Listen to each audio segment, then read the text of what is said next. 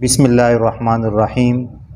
مولانا صاحب ایک بات بیان فرما رہے ہیں اور ہم دعا کرتے ہیں کہ یہ جلد سے جلد ہو جائے، کیونکہ یہ کام جو ہے یہ اللہ سے بغاوت ہے، اور اللہ کی طرف سے اس طرح آدمی کے لیے جو یہ کام کرتا ہے اس کے لیے اعلان جنگ ہے۔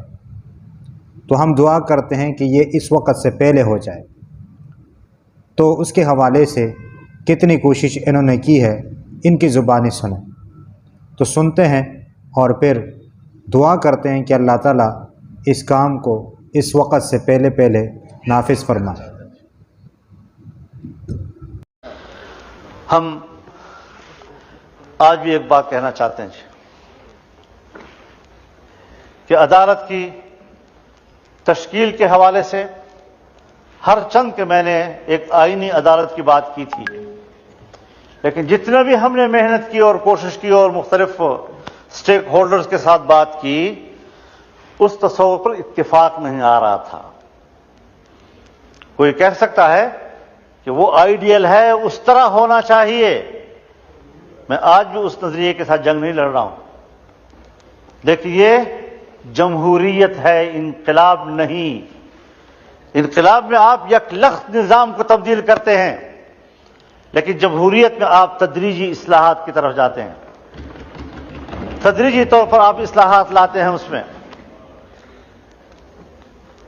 جن چیزوں کے ہم کافی عرصے سے اس قابل نہیں تھے کہ کر سکیں، آج ہم بڑی مشکل سے وہاں پہنچے ہیں کہ جو ہم نہیں کر سکتے تھے آج ہم کر پا رہے ہیں۔ اس حوالے سے میں یہ بھی عرض کرنا چاہوں گا کہ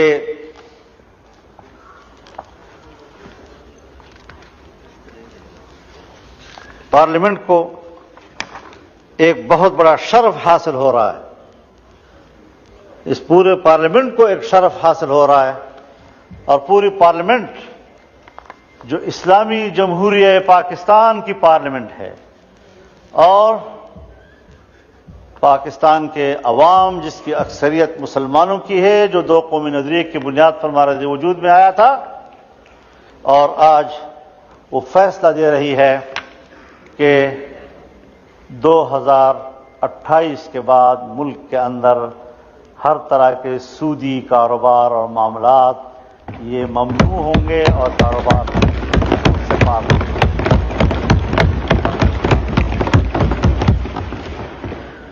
یہ آج بہت بڑا فیصلہ ہم نے کیا ہے۔ ہمارے کورٹ نے فیصلہ کیا،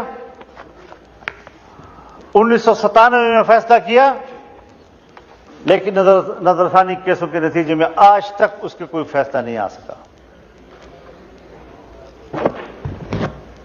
ابھی پھر شریعت کورٹ نے اس کے حوالے سے فیصلہ کیا، لیکن کمرشل بینک، عام بینک، وہ دوبارہ نظر ثانی میں چلے گئے، اور وہ اتنی کمزور عدالت ہے ہماری شریعت کورٹ کہ اس کے خلاف کوئی درخواست دے دے تو ان کا فیصلہ معطل ہو جاتا ہے۔ اب اس کو مضبوط بنانا ہے، اور اللہ تعالیٰ نے بڑے واضح طور پر فرمایا ہے، یا ایھا الذین آمنوا اتقوا اللہ وذروا ما بقی من الربا ان کنتم مؤمنین،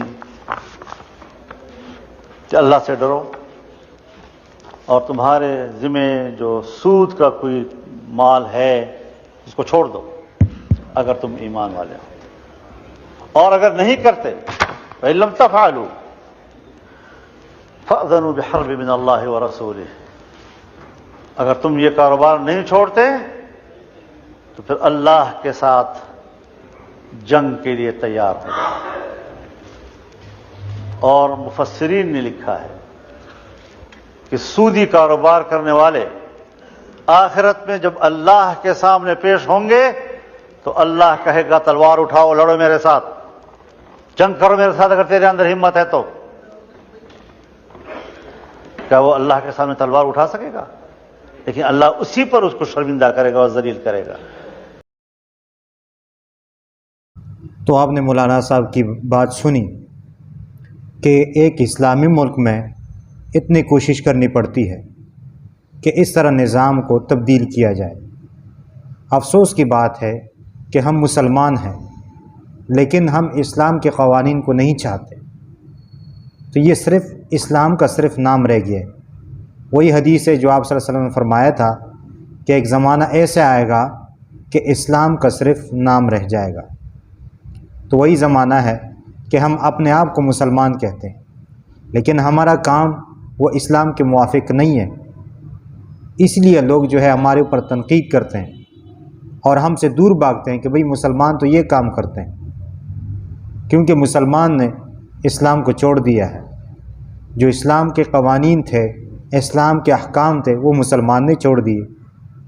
تو دعا کرتے ہیں اللہ تعالیٰ اس نظام کو اسلامی نظام بنا دے اور ہمیں صحیح جو مسلمان ہے، جو مسلمان کے اوصاف ہے، اسی طرح ہمیں مسلمان بنا دے۔ آمین ثم آمین یا رب العالمین۔